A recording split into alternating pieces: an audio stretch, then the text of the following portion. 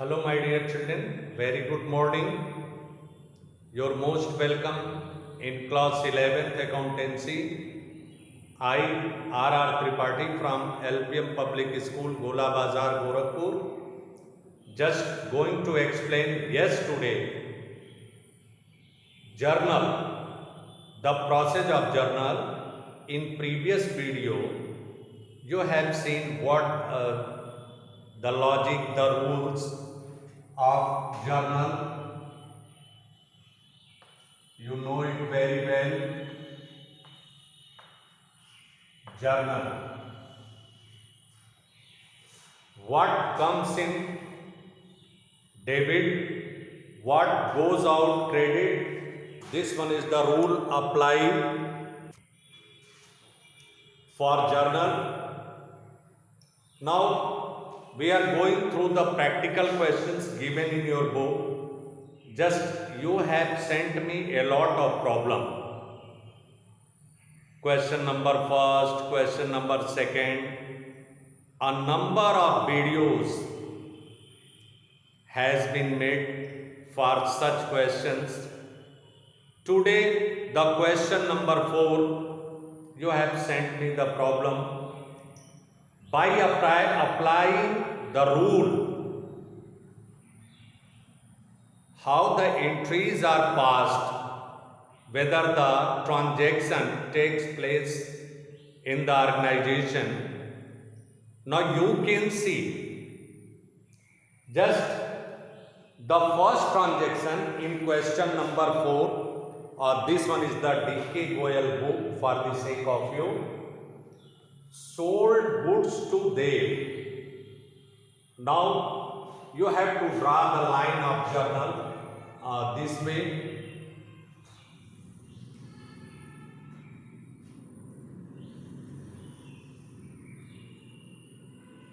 This one is the column of date of month, particulars, ledger folio number, amount debit and amount credit. You can see over here in first column date of month, date of month. In second column, particulars. Third column, LF, ledger folio number, amount debit, amount credit. See, just the information, starting business with cash, just the information given. The first March 3rd, March 3. So in date of month column, just you can write March 3. Sold goods to Dev. Sold goods to Dev means the goods is being sold to Dev on credit. There is no any particular information given in this question. Just the goods is being sold for cash. Now, dear children, apply the rule. When the credit transaction takes place, receiver is debited. तो इसमें आप देखेंगे कि goods sale किया जा रहा है. किसको? सेल्स हमेशा क्रेडिट होता है जो देव को. तो यहां पर लिखेंगे देव डेबिट, देव debit to sales account, to sales account.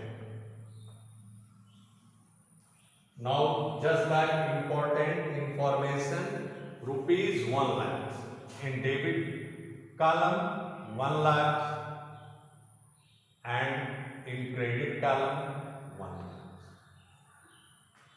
means Dev is debited with 1 lakh and sales will be credited with 1 lakh. Next transactions, March 5 received from Dev in full settlement of his account 98,000 received cash. अब ये कहा जा रहा देव से हमने प्राप्त किया जो पैसा 98,000 रुपये वो फुल सेटलमेंट में, मतलब उसका हिसाब चुकता हो गया. तो जो हमको तो चाहिए था 1 लाख, लेकिन से हम उससे 98,000 ही पा करके उसका अकाउंट क्लोज कर रहे हैं, फुल सेटलमेंट हो रहा है उसका. तो इसका मतलब 2,000 का हम छूट दे रहे हैं. तो जब छूट डिस्काउंट अलाउ करेंगे, छूट देंगे बेटा, तो वो क्या होगा, वो फर्म के लिए एक्सपेंस होगा और एक्सपेंस हमेशा डेबिट होता है. तो इसके बाद हम लिखेंगे कैश अकाउंट. कितना आ रहा है, cash account debit, cash account debit 98,000. अब 2,000 का हम छूट दे रहे हैं, discount allowed, discount allowed account debit, ये 2,000 टू दे, यहां पर हो जाएगा 1. ये एंट्री हो गई. Being cash received from Dev in full settlement and discount allowed, ये नरेशन होगा. ये इस तरह से एंट्री की जाती है जो रूल अप्लाई करेंगे. Sold goods to Manmohan, Manmohan को भी आप गुड्स सेल कर रहे हैं 8 को, मार्च 8 को 80,000 का same entry, Manmohan debit, Manmohan debit to sales account.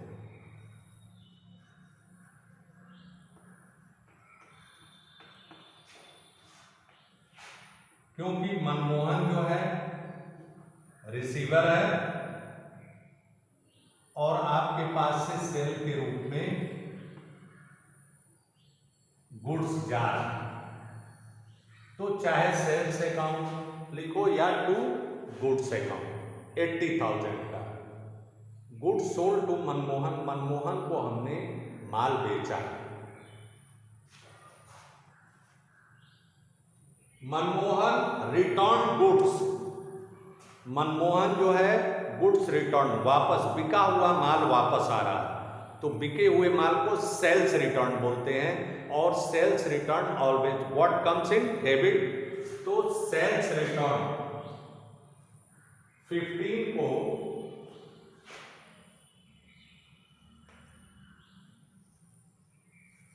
Sales return account debit to Manmohan,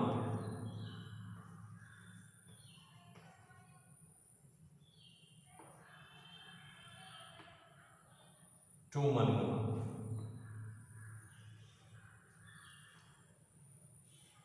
sales return account debit to Manmohan. इन्होंने 1,000 का माल वापस कर दिया. अब यहां पर 1,000 का मतलब सेल्स रिटर्न 1,000 से डेबिट हुआ और 1,000 से मनमोहन, देने वाले व्यक्ति हैं गिवर, क्रेडिट हो गए. अब इसके बाद है बेटा received from Manmohan in full settlement of his account. अब देखिए मनमोहन को आपने 80,000 का सामान बेचा था, 1000 का सामान उन्होंने वापस कर दिया, 79,000 हुआ। अब इस 79,000 में कहा जा रहा है कि मनमोहन से कैश हम प्राप्त कर रहे हैं 78,200 रुपए का और उसका अकाउंट क्लोज कर रहे हैं। तो क्या हुआ, हमने उसे क्या किया, 800 रुपए का छूट दिया। तो कैश जितना आ रहा है आप 15 तारीख को ही लिखेंगे। ये 6 को था और ये 8 को था ट्रांजेक्शन। अब ये आइए 15 को, 15 मार्च को मनमोहन पेमेंट कर रहे हैं। तो पेमेंट कर रहे हैं बेटा, तो होगा cash account debit, cash account debit, discount account debit,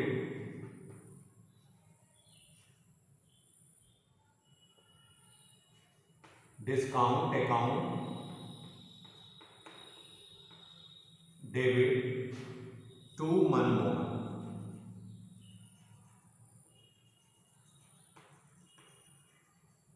to Manmohan.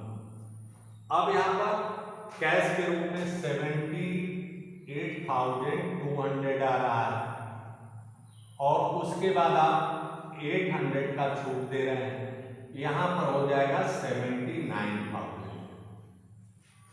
ये 79,000, ये इस तरह से एंट्री बनेगी क्योंकि 80,000 का हमने बेचा था और उसके बाद हमको क्या हुआ, 1,000 का सामान वापस आ गया, 79,000।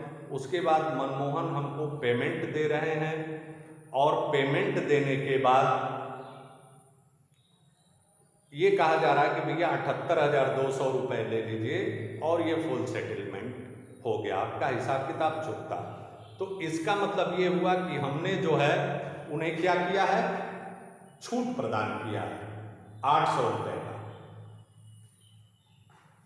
अब अगला ट्रांजैक्शन है, इसी तरह का कॉलम बना लेंगे हम, इस तरह से बोर्ड पर लिख रहे हैं, received cash from Ram and discount allowed. 16 को कोई एक पार्टी और है, राम है, जिनको यहां 16 मार्च आप लिखेंगे। हम क्या कर रहे हैं, उनसे कैश प्राप्त कर रहे हैं। तो what comes in debit, cash account debit. कितने का कैश प्राप्त कर रहे हैं, 19,500, 19,500। उसके बाद discount account debit, discount account debit to Ram. Giver कौन है, राम, तो राम क्रेडिट होंगे। 500 का हमने डिस्काउंट उनको दिया, तो कुल खाते में हो गया 20,000, ये 16 हो गया। आप देखेंगे इस तरह से जर्नल एंट्री बनती है बेटा। अगला देखें, paid cash to Pawan and discount received from him. अब जैसे हम कैश रिसीव करते हैं उसी तरह से पेमेंट भी करते हैं। तो जब पेमेंट कर रहे हैं तो रिसीवर कौन है, पवन, पवन को पे कर रहे हैं और ये तारीख है आपका 20। पवन डेबिट टू, हमारे पास से कैश जा रहा है, टू कैश अकाउंट। और चूंकि यहां पर छूट हम दे नहीं रहे हैं, प्राप्त कर रहे हैं, तो टू डिस्काउंट क्रेडिट होगा, हमारा इनकम हो जाएगा फर्म के लिए, टू डिस्काउंट अकाउंट। इंफॉर्मेशन है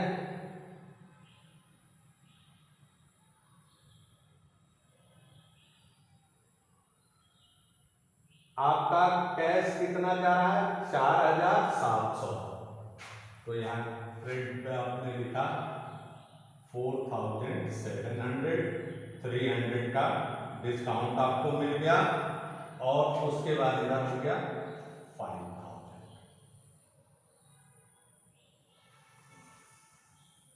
ये 20 को आपकी एंट्री बन गई। मैं जानता हूं कि क्लियर हो गया होगा आपको। अब आइए 25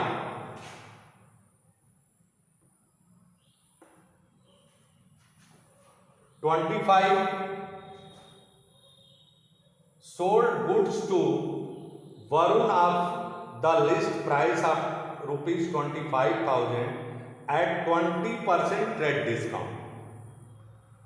वरुण को आप माल बेच रहे हैं और ये ट्रेड डिस्काउंट पर बेच रहे हैं, तो एंट्री क्या होगी, वरुण डेबिट टू सेल्स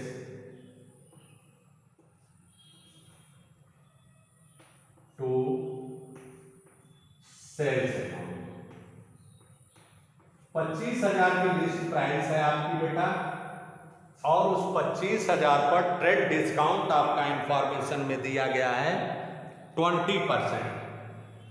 तो 25,000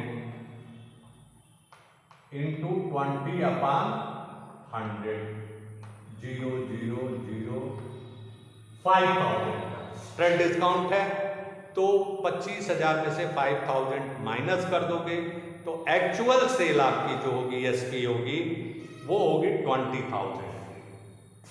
यहां पर लिखेंगे 20,000, ट्रेड डिस्काउंट देने के बाद जो सेल हो गया वो 20। ये इस तरह से आपका क्वेश्चन नंबर 4 का जर्नल बना। इस तरह से एंट्री की जाती है बेटा। मतलब आपको वो रूल अप्लाई करना होता है।